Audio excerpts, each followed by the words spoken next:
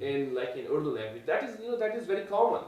I mean, in our country, we assume that okay, a person who can read a line of Urdu is like he's a literate But person. before was people was even 80%, like it's still some progress, Yes, but yeah, but still we are far behind. So we have to get people educated to know what how they can choose their people.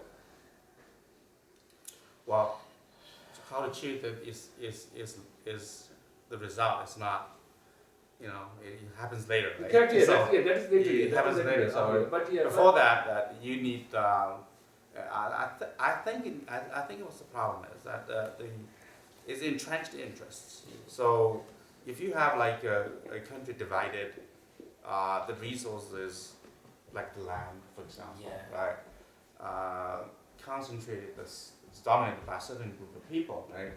So as I said, that the industrialization needs a plan, needs all the resources of the country, right? it's true. Yes, actually. Yeah, so land, people, right? And probably some foreign investment, technology, and foreign export market, right? So at the beginning, you need to produce things to export it, to accumulate technology transfer, and some capital. So if the people get richer, now imagine a purely agricultural society is very poor, no matter how productive your land is compared to industrialized country. So one small factory occupying only a corner of your farm can outperform the entire your farmland, right, in output, right? So there is great potential, a lot of wealth to be created from industrialization. Yeah, why China would make a difference in the world? Because like I said, if you import a machine for your factory in Pakistan from the United States or Japan or Germany, they're very, very expensive. Very expensive. They're protected by patents, limited quantities, and they're according to their peculiar, advanced whatever technology, right? And it's not suitable for Pakistan. Okay, so what China did was different. China would like a much larger scale into its western borders, right? A lot of the countries have not been industrialized. Imagine Africa and the Middle East became industrialized, and they would need vast amount of machines, right? Yes, exactly. Yeah, that's why China was interested. It has an interest in for itself, Yeah, right? true. Yeah. Yeah. If you just import from the U.S., from Japan, from Germany, they were very expensive. There's no hope of making any money back.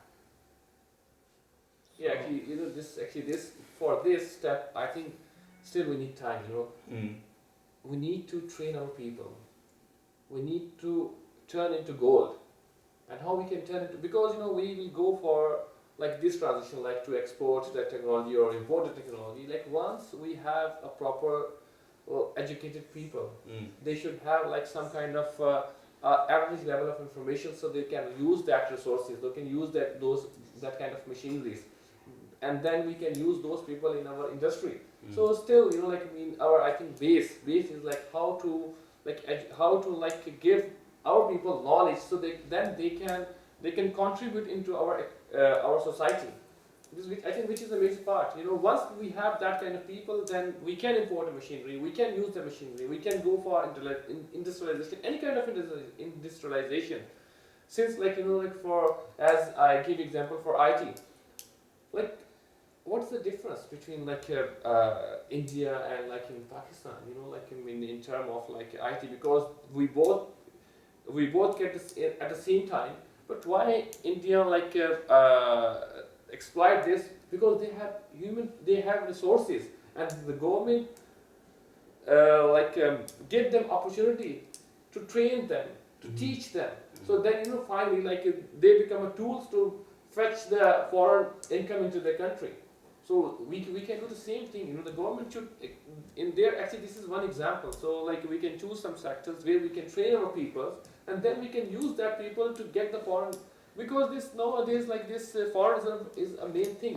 Because if you have a foreign reserve, if you have a foreign currency, then you can use to import the things in your country.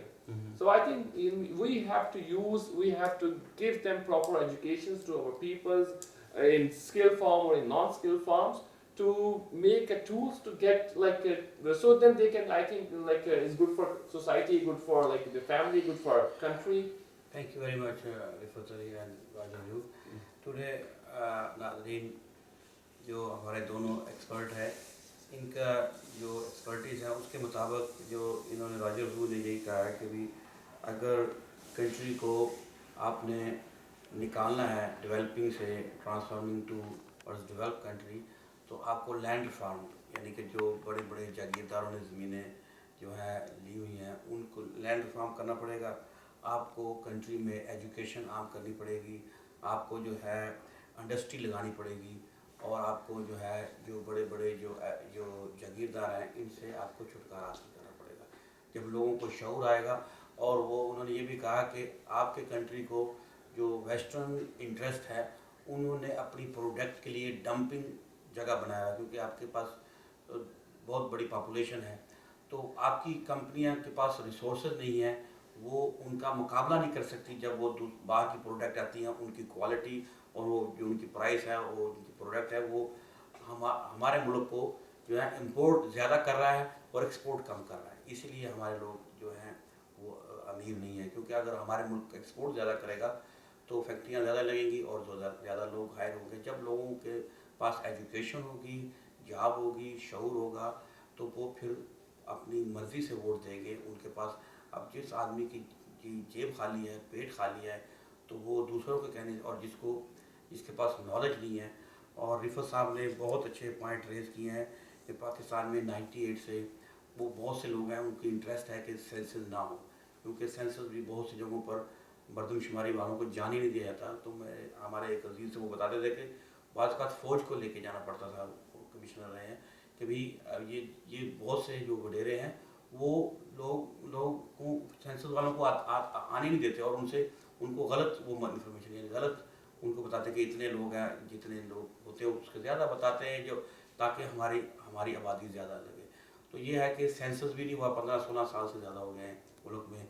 और उन्होंने बहुत अच्छा point raise किया कि मुल्क में census होने चाहिए। हमें पता हो, हर कंपनी अपना चेक करती है कि भाई हमारे कितने एम्प्लॉइज़ हैं, हर इंसान अपने घर का बजट बनाता है, मेरे घर में कितने लोग हैं, मैं उनके हिसाब से अपने घर का बजट जो है मुख्तस करूँ कि इतना घर के लिए है, इतना जो है बाकी चीज़ों के लिए है।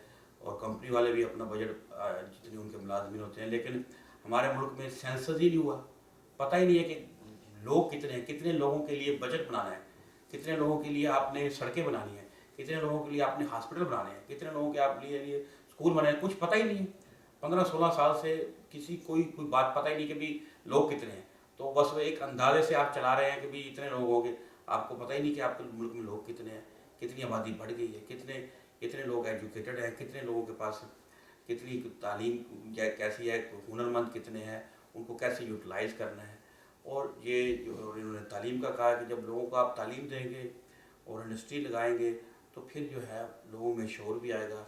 जब लोगों के जेब में पैसे होंगे, लोगों के पास तालीम होगी, तो फिर लोग अपनी मर्ज़ी के मुताबिक अपने लोगों को चुनेंगे कि जो उनको जाकर उसमें जो है असम्बली में जाकर उनकी बात करें।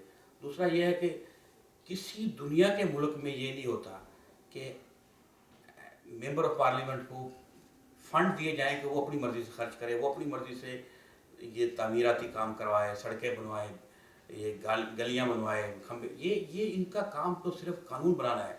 ये जो दौर में शुरू हुआ कि उनको रिश्वत देने के लिए और उनको कमीशन देने के लिए, अगर ये ख़त्म हो जाए, अगर यही ख़त्म हो जाए तो लोग मेंबर असम्बली बनना ही नहीं चाहेंगे। लोग क्यों बना जाते हैं? उनको 2 अरब का मिलता है, उसमें 20% होता है। तो ज़ाहिर है वो इसलिए 10-20 करोड़ रुपए लगा के जाएँ ताकि हमें जो है हम 20% कमाएंगे, हम जितने ज़्यादा फ़ंड लेकर आएंगे उतने ज़्यादा कमीशन मिलेगा। तो आज के प्रोग्राम के साथ का वक्त इतना ही था। तो आज के हमारे प्रोड्यूसर से शायद मसूद सदीकी साहब और جو ہے ان کا بہت شکریہ. اور I am very pleased to be here واجر ویو. اینڈ ہمارے جو رفت بھائی ہیں یہ اسپیشلی ہماری ریکویسٹ پر آئے ہیں. اور ہم جب بھی ہمارا پروگرام ہوا کرے گا انشاءاللہ تو یہ اسلام آباد میں ہوتے ہیں. تو ہمارا پروگرام ہوا کرے گا سیچرڈے نائٹ کو کینیڈا میں. تو آپ جو ناظرین ہیں وہ سنڈے کو وہ اویلیبل ہوگا پاکستان میں, کیونکہ سنڈے شروع ہو جاتی ہے. تو اب یہ ہمارے رفت صاحب اپنا ای میل ایڈریس بتا, اگر کسی کو کوئی سجیشن ہے پاکستان سے تو ان سے رابطہ کر سکتے ہیں ای میل کے ذریعے. اور کوئی بھی ان کے پاس کوئی سوال ہے لوگوں کے پاس تو ناظرین آپ کو یہ رفت صاحب اپنا ای میل بتائیں گے. ہاں جی بالکل, میرا ای میل ایڈریس ہے جی rifatali1@gmail.com, rifatali1@gmail.com. تو ناظرین اگر آپ کو کوئی سجیشن ہے, اگر آپ یہاں کینیڈا میں وینکوور میں ہے تو میرا ای میل ایڈریس ہے rahat.rao@hotmail.com.